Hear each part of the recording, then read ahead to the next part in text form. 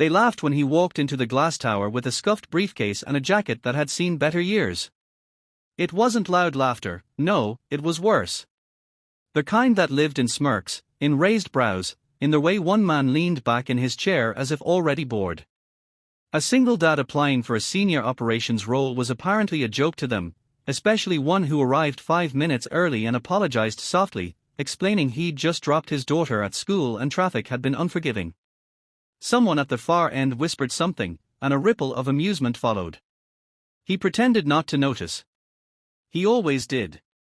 The room itself was designed to intimidate: floor-to-ceiling windows, steel grey walls, a long table polished to a mirror shine.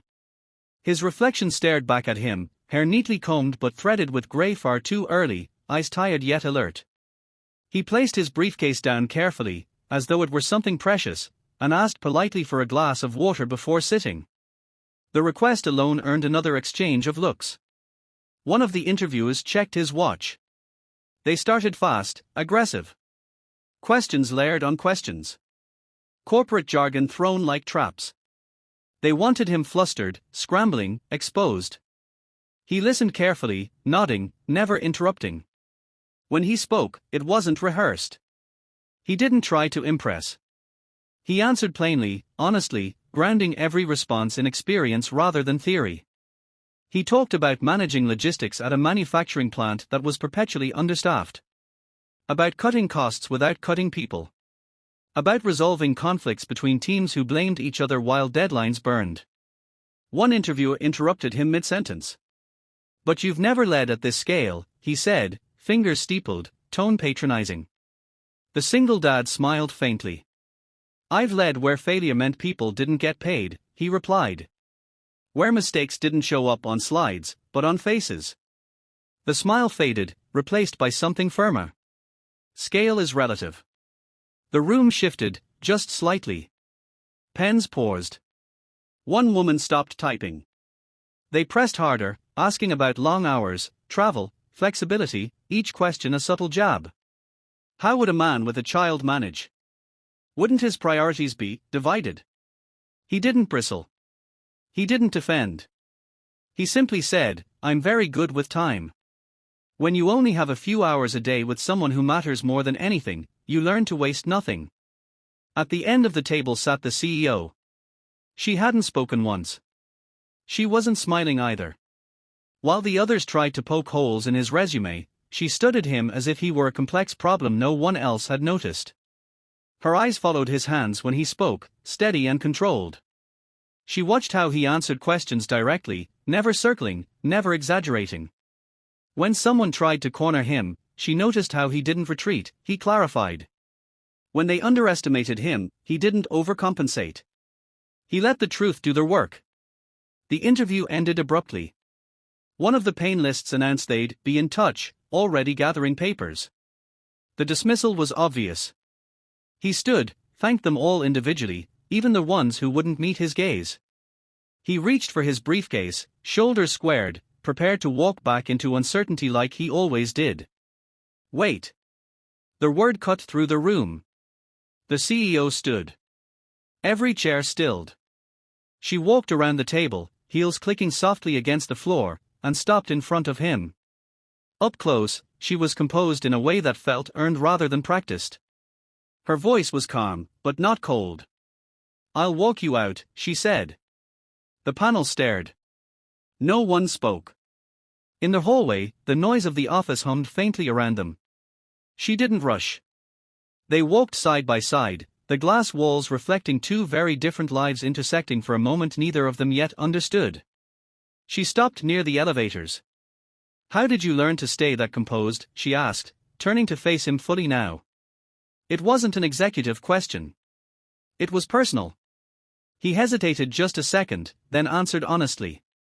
"When someone depends on you," he said, thinking of late nights, fevers, school plays he'd watched from the back after long shifts, "you don't get the luxury of falling apart."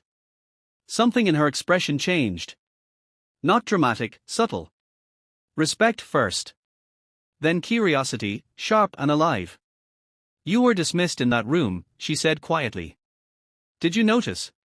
"Yes," he replied. "But I'm used to it." She studied him again, longer this time. You shouldn't be. The elevator dinged. He stepped inside, nodding politely. Thank you for your time, he said, expecting nothing more. The doors closed, and for the first time that day, she felt unsettled. Weeks later, when he received the email offering him a provisional role, no guarantees, heavy expectations, he wasn't surprised. He accepted without hesitation. He always did what needed doing. What surprised him was how closely she watched him after that. From his first day, the tone was clear.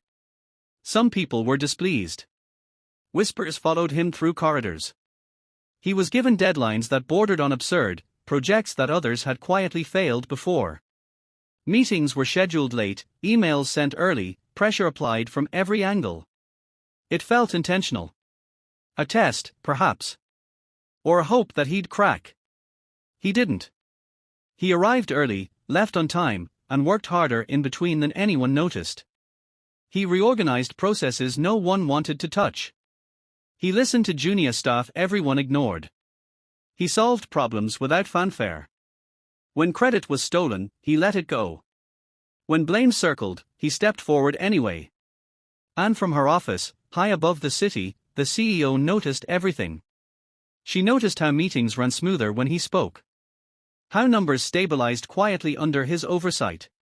How morale lifted in departments long written off. She noticed how he declined after-work drinks without explanation, how he took calls during lunch with a softness in his voice she'd never heard him use elsewhere. One evening, long after most of the building had emptied, she passed by a conference room and saw him still there, laptop open, papers spread out. He looked exhausted. Real exhaustion, not the performative kind she was used to seeing. You're still here, she said. So are you, he replied, offering a tired smile. She hesitated, then sat across from him. They are trying to break you, she said bluntly. I know. Why stay? He closed his laptop slowly. Because my daughter deserves stability, he said. And because I don't quit just because someone wants me to. Something tightened in her chest at that.